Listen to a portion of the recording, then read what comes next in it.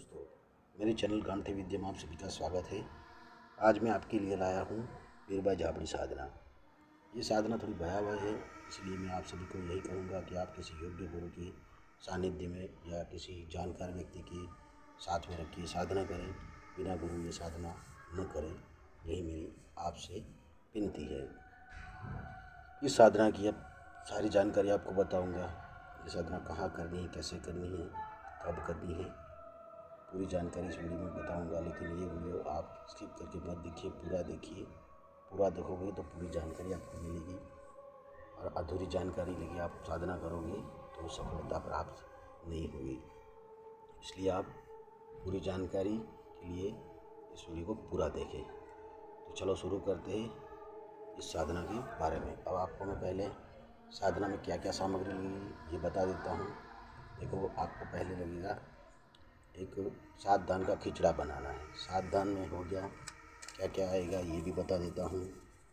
चना हो गया, चावल हो गया, गेहूँ हो गया, मटर हो गया, काला उड़द हो गया, मूंग हो गया और मसूर हो गया।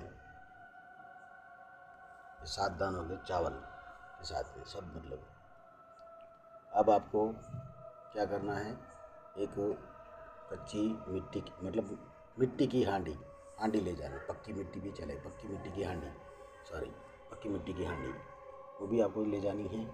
और एक शराब का पौवा ले जाना है, 2 नींबू ले जाने हैं, एक काला आसन ले जाना है, और आपको एक शमशान में जो लकड़ियाँ होती है वो भी लेना है, शमशान के कोयले भी ले लेना है। ये सब चीज़ें आपको लगेगी। ये साधना आपको शनिवार, मंगलवार, अमावस्या, काल रात्रि कभी भी ये साधना कर सकते हो। ये साधना एक ही दिन की है, एक ही दिन में ये शक्ति आपके सामने खड़ी हो जाएगी। ये साधना कैसे करनी है ये आपको बताता हूँ। आपको पहले तो जो आपने लकड़ी और कोयले जो शमशान में इकट्ठे करके रखे हो वो ले लेना है। उसको आप पहले एक खड्डा बनाओ, उसमें वो खिचड़ा बनाओ। हांडी में थोड़ा वो सप्तधान डाल के उसमें थोड़ा पानी डाल के वो खिचड़ा तैयार कर लो, ठीक है। और ये साधना आपको शुरुआत करनी है 10 बजे से। 10 बजे ये शुरू हो जाना चाहिए। खिचड़ा बनाने का काम 10 बजे शुरू करोगे तो आधा घंटा लगेगा, और ये सब पूरा हो जाने के बाद आपको 12 बजे एग्जैक्ट ये साधना शुरू कर देनी है। लोगों को 10 बजे जाना है और 12 बजे शुरुआत करनी है, ठीक है। खिचड़ा तैयार हो जाएगा, आपको एक सुरक्षा घेरा लगाना है, और सुरक्षा घेरा लगाने के बाद आसन बिछाना है। आसन बिछाने के बाद जो नींबू आपने 2 लिए हैं, एक नींबू के 2 हिस्से करने हैं, और 2 हिस्से अपने आगे की तरफ रखना है आसन पे, और 2 हिस्से एक दूसरे नींबू को काट के 2 हिस्से अपनी आसन के पीछे रखने हैं। अब आपको क्या करना है, जो भूतिया धूप और गूगल ये भी ले जाना है। उन दोनों को इकट्ठा करना है, मिला देना है, मिक्स कर देना है, और फिर इसी मंत्र, जो मैं मंत्र आपको लास्ट में दूंगा, उस मंत्र से आपको 108 बार इसकी आहुति देनी है। आहुति दे, जैसे ही आहुति आपकी खत्म होगी वो वीरबाई झाबड़ी आपके सामने खड़ी हो जाएगी। अब आपको क्या करना है, मंत्र पढ़ो, आहुति दो। ऐसे 108 बार आहुति दिया, और वीरबाई जैसे ही खड़ी होगी तो आपने जो पहले अपने सामने जो आसन पे रखे हो 2 टुकड़े नींबू के वो ले लेगी। वो लेने के बाद वो आपके जो पीछे 2 टुकड़े पड़े हैं उसको वो मांगेगी। वो आपको देना नहीं है, मतलब 3 बार बोलेगी, 3 बार तब तक आपको उसको देना नहीं है। उसे जब वो चौथी बार बोले तभी उसे वो देना है, और उसे बोलना है कि आप मुझे वचन दो तभी मैं आपको देता हूँ। तो वो बोलेगी क्या वचन चाहिए, तब उसको बोलना है कि आप, मैं जब भी बुलाऊँ, जहाँ बुलाऊँ आपको आना है, जो भी बोलूँ काम वो आपको करना है। ये हो गया पहला वचन। दूसरा वचन हो गया कि आप बिना पूछे मुझे बिना पूछे कोई काम आप नहीं करोगे, और जहाँ बिठाऊंगा वहीं बैठोगे, और बैठने के बाद आप किसी को परेशान नहीं करोगे। ये हो गया दूसरा वचन। तीसरा वचन ये हो गया, आप मेरे परिवार की और मेरे प्रियजनों की आप रक्षा करोगे। इसके बदले में आपसे ये 2 वचन भी मांगेगी और ये जो आपने वचन मांगे उसी में से वो 2 वचन मांगेगी।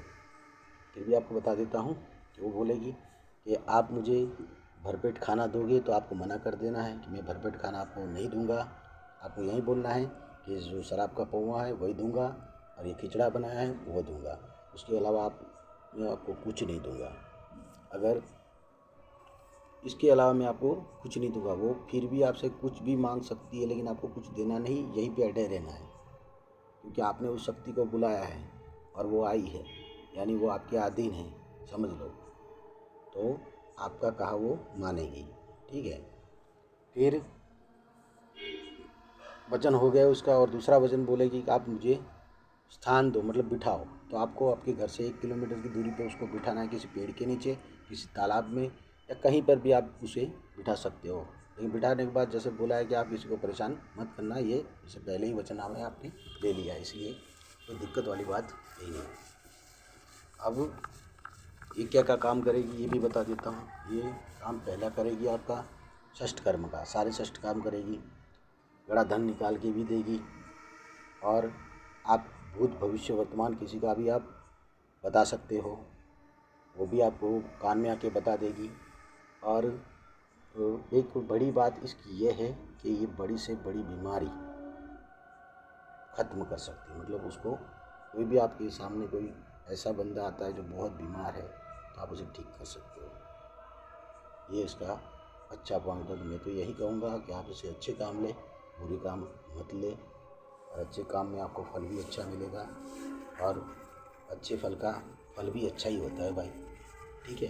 तो मैं आपको पूरी जानकारी दे दी है, और अगर ये जानकारी आपको अच्छी लगी हो तो मेरी चैनल को शेयर करें, सब्सक्राइब करें, लाइक करें और दूसरों को भेजें। और मेरी आप सभी से यही गुजारिश है कि भाई योग्य गुरु के सानिध्य में ही ये साधना करें, बिना गुरु के साधना मत करें, क्योंकि ये साधना थोड़ी भयावह है, इसलिए ये साधना बिना गुरु के ना करें। अगर कोई जानकार है, कोई साधक है आपके साथ में, कोई भाई है जो जानता हो, तो उसको साथ में रख के भी आप ये साधना आप कर सकते हो।